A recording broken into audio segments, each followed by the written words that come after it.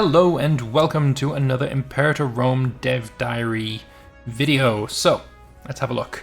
Greetings all, in today's Dev Diary we'll be covering the details of the reworked population simulation in the Cicero update. As a small note, those opting into the Cicero open beta will already have experienced many of these changes in action. Yep, we have. So, reworking the simulation. Perhaps one of the largest tasks in the Cicero update has been the creation of an organic living population simulation which reacts to and interacts with the fabric of the game.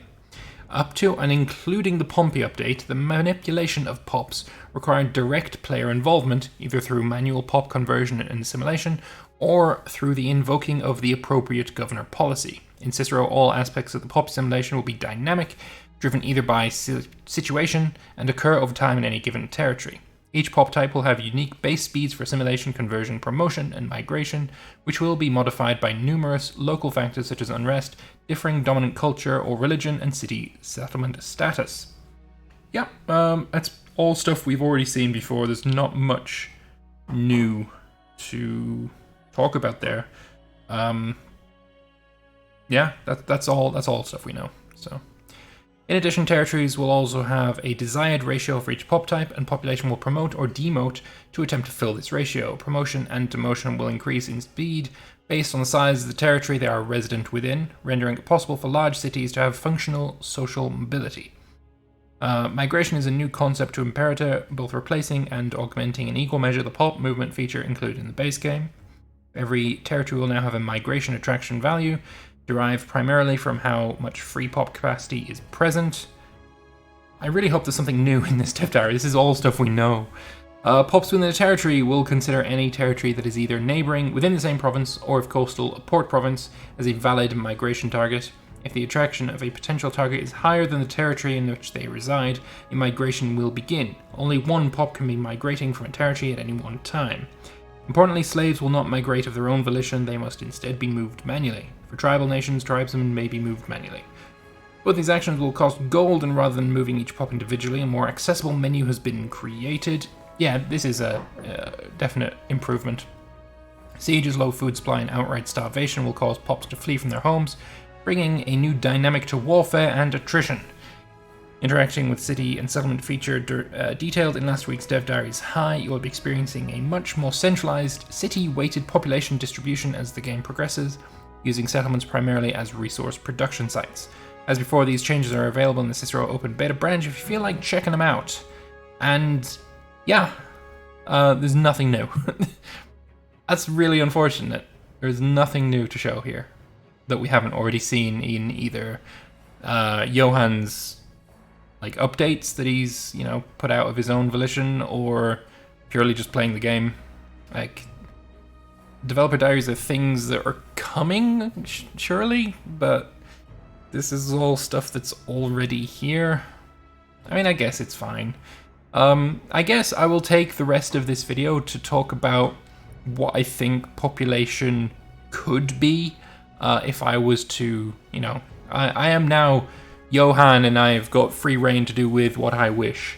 What I'd actually kind of prefer to see is, instead of having, one pop promoting at a time, or one pop growing at a time, let's say, I would have it so that all pops grow at the same time.